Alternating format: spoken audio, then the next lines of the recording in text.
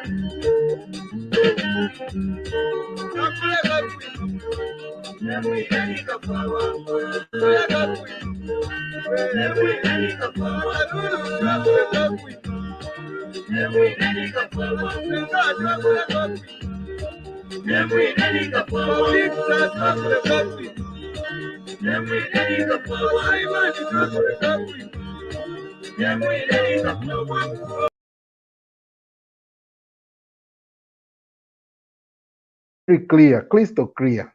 We appreciate for the wisdom, Professor Kasonso, and all that knowledge that we are always tapping from you. Well, Professor Kasonso, let's pivot to our business, our small business development discussions. Let's not forget about that. Dr. Kasonso, what is the role of a business and medium-sized enterprises, SMEs, in the economic development process in Zambia? Yes, Professor Kasonso. Yes, Robbie, we have purposed on this platform to every time we come on to discuss small business development in Zambia, because we know that the biggest problem in Zambia over the last 30 years has been the problem of employment. And this year, the Minister of Finance told us that over 7 million people in Zambia are in need of a job. And we know that most of the jobs are going to be obtained from small businesses. So the role of small businesses in the economic development here on this platform, we understand it as anything that we can do as a country through government or private individual efforts to improve the welfare of our people. So small businesses, they not only provide the products to improve the conditions of people, but they also provide employment for our people to be able to cultivate personal success or personal improvement or personal development. So the small businesses in Zambia are number one contributing to GDP, the gross domestic product.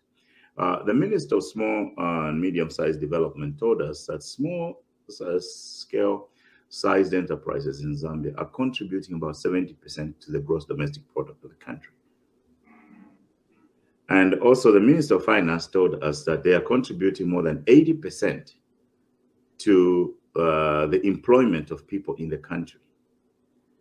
But at the same time, when we look at their capitalization and their functionality, they're a very small portion of they're a large portion of the economy in terms of their GDP contribution.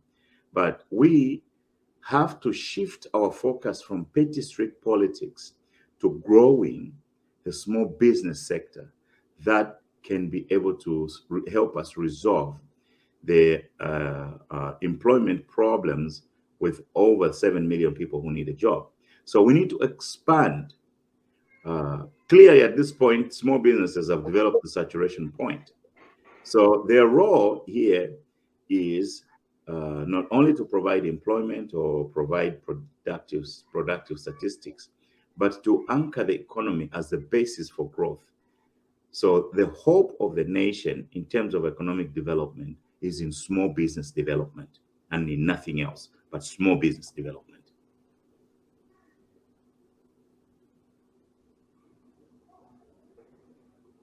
Thank you so much, Professor Kasonso. That's a very valid point. So in short, Professor Kasonso, you are encouraging us to say those of us who have not registered ourselves into businesses, who are not yet kicked off or flagged out, flagged off our intentions to begin, businesses. In terms of SMEs, we need to really hasten and just join the bandwagon, because it's already happening and the president is delving into that and his focus is on that. So if we choose to ignore, then we are left out. Well, that's a very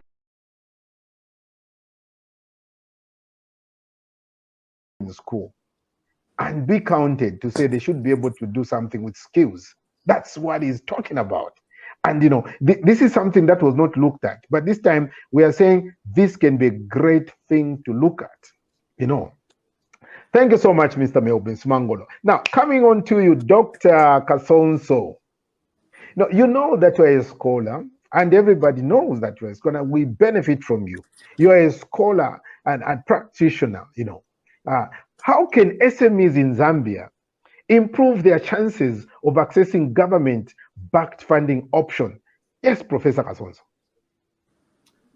Thank you for that question. In the first discussion on SMEs, we defined them as a functional business enterprise. We did not put marketeers in that bracket. We did not put people who are just trying to start up something in that bracket. We put SMEs as actual businesses with an operational structure. So how this, government funding is very difficult funding. And the government funding is not like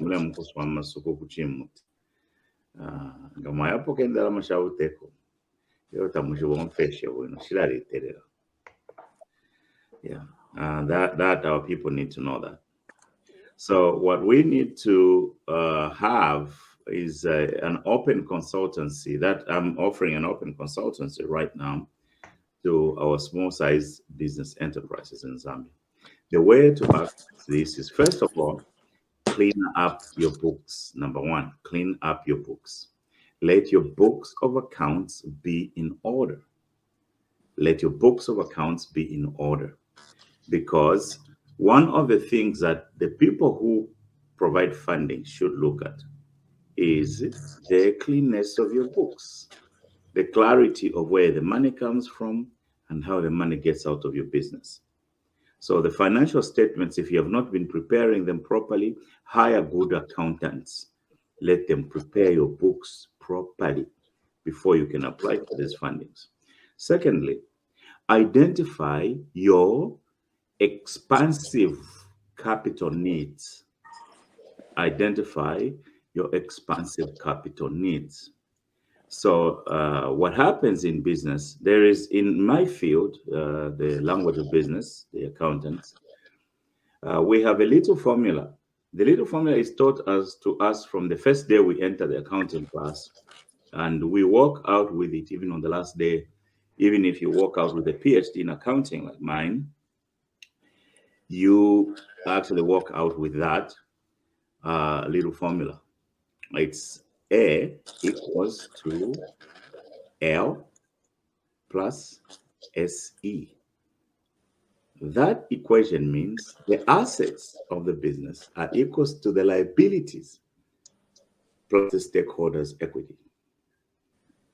So the SMEs in Zambia, Varobi, they need to expand their A, which are the assets. Now, to expand your A, you have to identify business opportunities.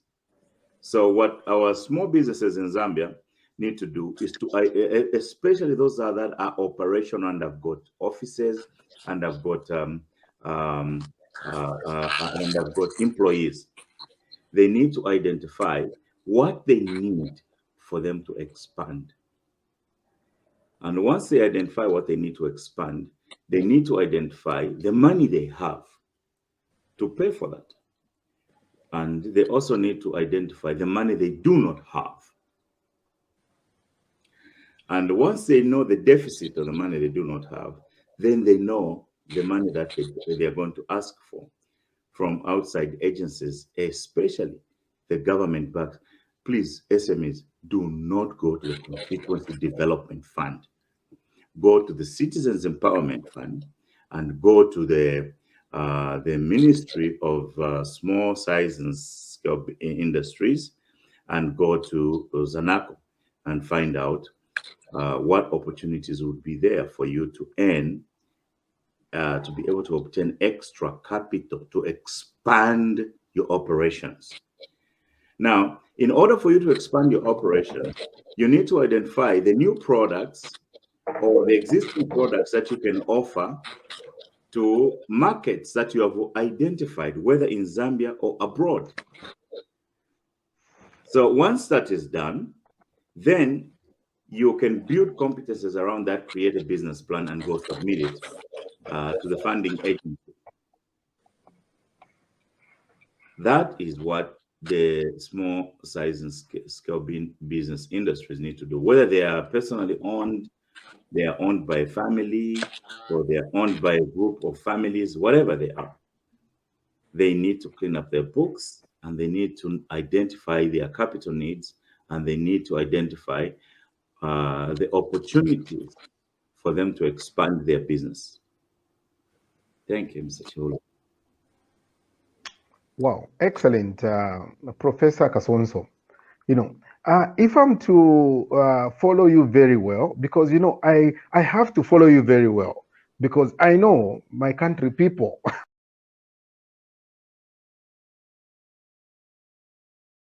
Professor Kasonso,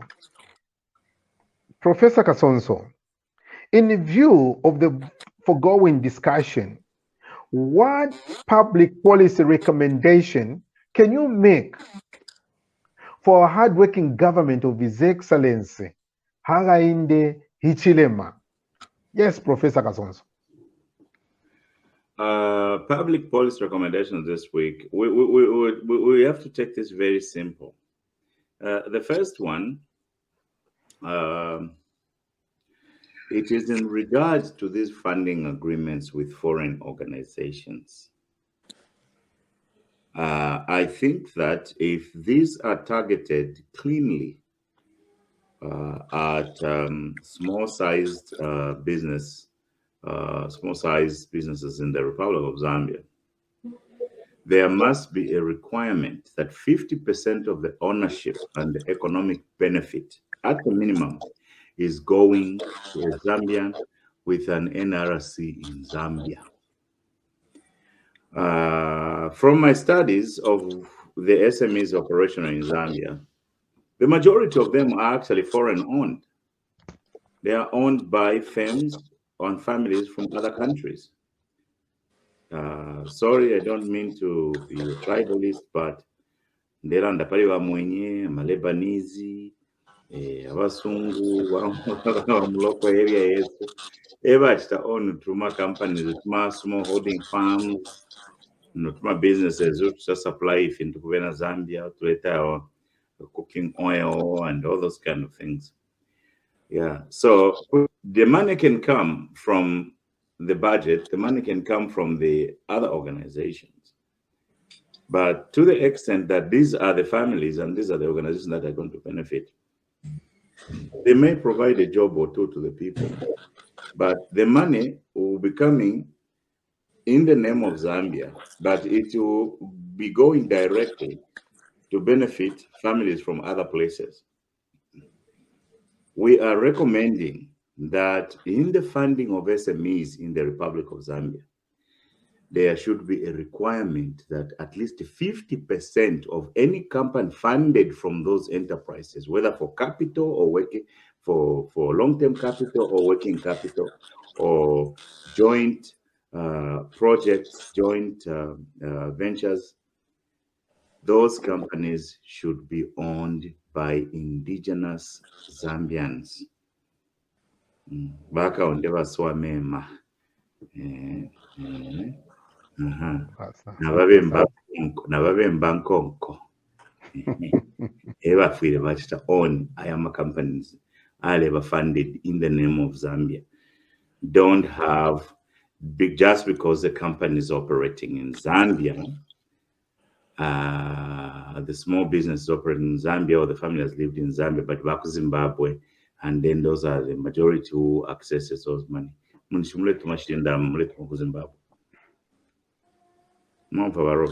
So there must be a requirement.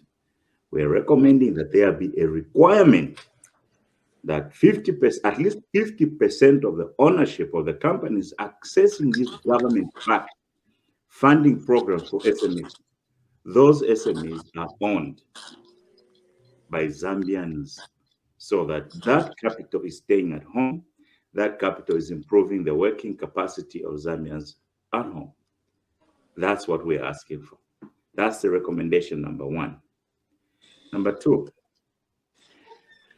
the government should encourage joint ventures between different SMEs, because some of the SMEs, they are confined, maybe it's an agricultural SME, their competences are confined to the products they've been growing. But if a farm in Ndola Rural can partner with a farm in Choma, and they create a joint project that is going to be in Chisamba, the government should encourage that, because they are combining their competences from across the country. And once they access that funding, each one of those will be able to have a role in supervising those joint projects. They are literally creating a new company in a new area. That is going to curb unemployment and increase opportunities for people in those local areas. So we can say a lot of things, but Fimbi, I think my recommendation is Yambi, but for the take over to the pillar. That wala funtura wala di omundemo. Mkwai twatotela mkwai so mwanfu mwebekala chalo mwanfu ikisha ba meu binsimangolo abo mwebena mushiri Bonano namuba monabo mwebena kabushi mwebena masala mwebena Ndola abo mwali beshiba ba bisimangolo abo kabie ni mailo ati umfashani tomfwenso aswa something like that but etiro kwati kabomoneni bamisire explain okweba ati joint venture iri very important mwebena Zambia if yatantameni filabeniko labeniko tube focused tube ko focused ele twala tampa business when we start our own businesses as Zambians fwebena masala fwebena mushidi fwebena chifubu ele twala tampa business shida muntu umomu tuletiro okweba ati when we start this business, we need to, to have a 50-50, introduction into formation of a company, whereby now if we to something. I think, Mr. Simangola, did you want to say something over that one? Well, I think it's an opportunity for us to tap into the wealth of knowledge of Professor Kasonso, and just to listen from him articulating a number of strategies and also policy advice that he's able to give to government, which is highly commended. And I know he's rich with a lot of information, and that's the reason why he would rather bapela kofeka dionko, so that twakwata chile chilaka chakwewa tiawe tureva fire wa professor bese tumfwe fingi or twabashita engage, so that he can be able to then release more information on, and also provide guidance on how we can be able to, or to government, on how they can be able to support the small and medium enterprises. So it's such an opportunity for us to listen. I agree with him totally 100% with the 2 points that he has already alluded to, the fact that government should look at people with NRC, indigenous Zambians, because when these are empowered with resources, with capital injection into their businesses, we are assured that this money will not be externalized and it will remain in the country. And these young people that are empowered with resources will then employ fellow youths or employ other Zambians, and the resources will then just be used within our country. However, he is also making a recommendation with the fact that, look, we are not an island. It is always important to partner with people with either knowledge, and then we partner with them. They may be foreigners, but they may be knowledgeable in certain skill sets.